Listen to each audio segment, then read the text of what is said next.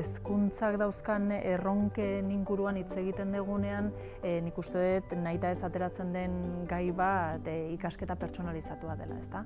Berez, ikasketa pertsonalizatu batek izugarrizko erronka eta iraultza suposatzen du hezkuntza sistemarentzat, ez? Eta nik uste dut askotan hitz egiten dela agian utopia balitz bezala, ezta? Baina guk benetan sinisten dugu ikasketa pertsonalizatu bat posible dela eta bermatu dezakegula eta hortan ari gea buru belarri lanean. Gure ereduaren oinarri bezala ulertzen dugu pertsonalizazioa benetan lortu nahi badugu nahitaezkoa degula ikasleen autonomia garatzea. Eta zentzu hortan, esango nuke 2016tikan ikusten dugu nola sortu dugun eredu berriak eragin zuzena daukala gure ikasleen autonomia, ezta? Gero eta autonomoagoak dira eredu honen barruan lan egiten duten heinean. Baina orain gure buruari planteatu diogun hurrengo erronka da autonomia horren lanketa modu pautatu, sistematizatu eta planifikatu baten lantzea, lehen esan duten bezala ulertzen dugulako horrek eramango gaitula benetako pertsonalizaziora. Cuando hablamos de autonomía, estamos hablando de múltiples capacidades y habilidades concretas.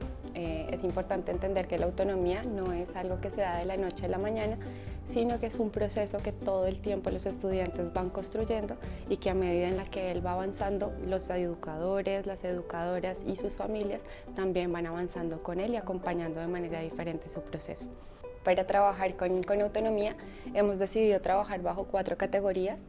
La primera de ellas tiene que ver con la planeación y la organización, donde los estudiantes trabajan habilidades ejecutivas vinculadas con la planeación de metas, la construcción de objetivos, gestión del tiempo y el trabajo por proyectos. La segunda o el segundo bloque con el que trabajamos es el centrado en relaciones, donde los estudiantes aprenden a adaptarse a las situaciones que se les presentan en el ambiente, a mantener una relación cordial y de comunicación con sus compañeros y principalmente en lo que implica relacionarse consigo mismo, con el otro y con el entorno, que es fundamental para el desarrollo de la autonomía.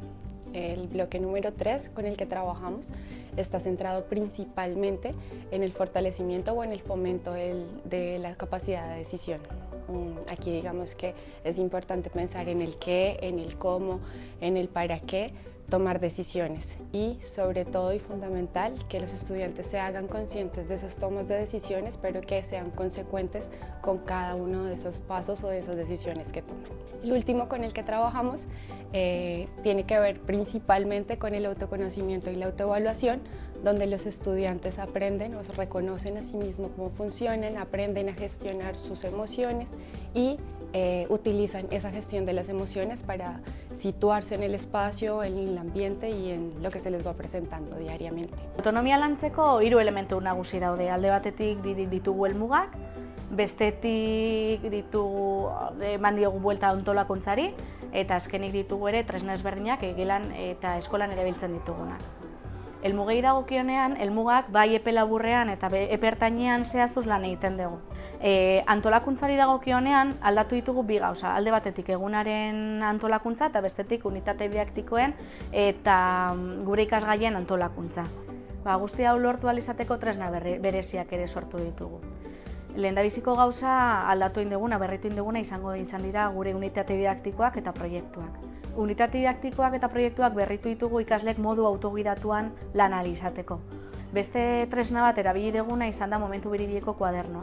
Momentu biribileko kuadernoan helmugen lorpenen jarraipena egiteko erabiltzen dugu.